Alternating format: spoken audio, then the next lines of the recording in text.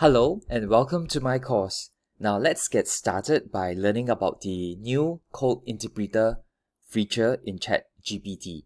Now at this point of producing the course, code interpreter is still in beta and you need to enable it in your settings. So this might change according to when you consume this course, but at present, so just log into ChatGPT, all right, at this URL, and do take note that you will need a ChatGPT Plus subscription to access the GPT-4 model and also the code interpreter function. All right, so let's say 3.5, you make sure that you are at GPT-4. And over here, you can see the code interpreter option here. This is because I've already enabled it. So if you have not enabled it, you need to enable it by going to the settings, right? Settings, and going to beta features, and then toggling on the code interpreter. Okay, so when you do this and you go back, you should see the code interpreter function. So just click on it, and immediately what you see in your the user input here is that you have a plus or upload file button over here, where you can actually upload your files, which is not possible in the normal ChatGPT interface. So what exactly is code interpreter all about? And what's the difference between the code interpreter and the normal ChatGPT? Now, ChatGPT has all along been able to write code for us. We can then copy it to our local machine. But with the code interpreter, it can actually execute the code directly in the ChatGPT browser instead. And then from that, it can run the code, run the program, and then display the output.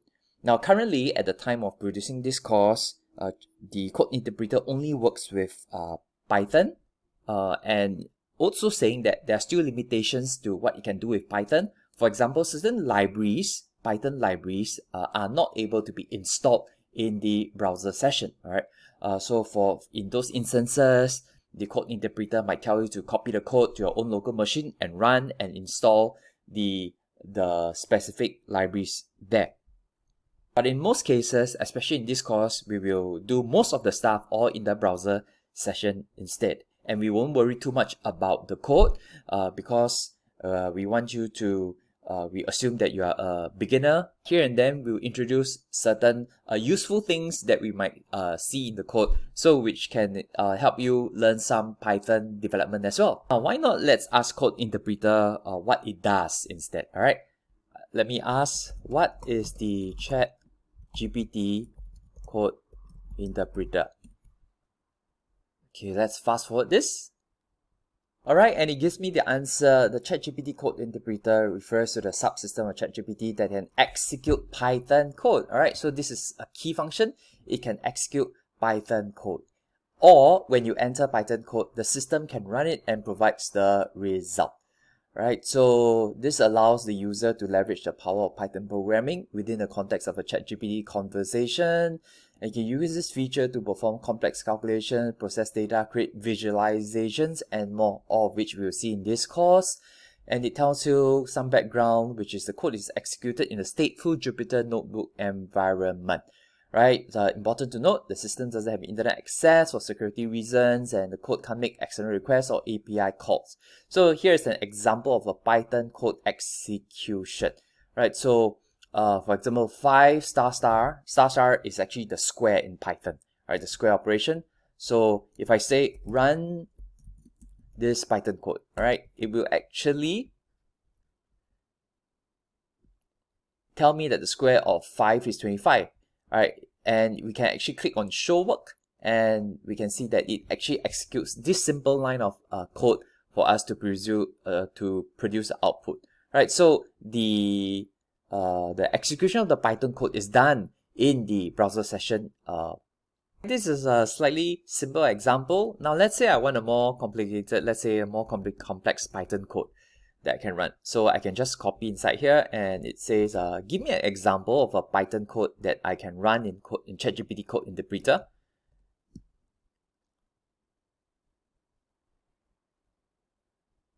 Okay, so I have a code that will generate a list of the first 10 square numbers, right?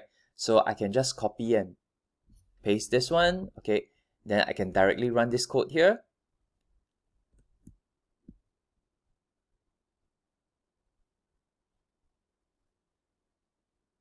All right, and it will, you can actually show the work, show the code that is running, and then the result. So if we copy and paste this code into our normal ChatGPT, it might be able to like explain the code, deduce the code, but it won't actually execute it. All right. So, but in our case, in Code Interpreter, it actually executes and gives us the output. We can also ask Code Interpreter to help us do some plotting. So, for example, plot me the graph of y equals to x. Right, plot me the graph of y equals to x. Okay, it processes. Right, and then it shows me the graph of y equals to x. Okay, and I can even okay, plot maybe y equals to 2x, maybe plus 5. Okay, it's just some random graph. Alright, so it plots me the graph of y equal to x plus 5, right? Where it tells me this is a straight line with a slope of a gradient 2 and a y-intercept at at 5. Okay, if I got my calculus or math correct. Yeah. So, and then I can do things like y equal x squared, y equal y cubed. I can do things like plot me a sine wave. Alright, so sine, cosine, tangent, it can do all this plotting for us as well, mathematical operations. Alright, so graph of y equals to sine x. And each time we can actually look at the behind the scenes of the code that is producing our graphs. Don't go too much into the code currently, but if you are interested, you want to find out more about Python, you can actually copy this code and then run it on your local machine, which in this course we will also take you through. If you are interested, if you are not, you can skip those sections as well.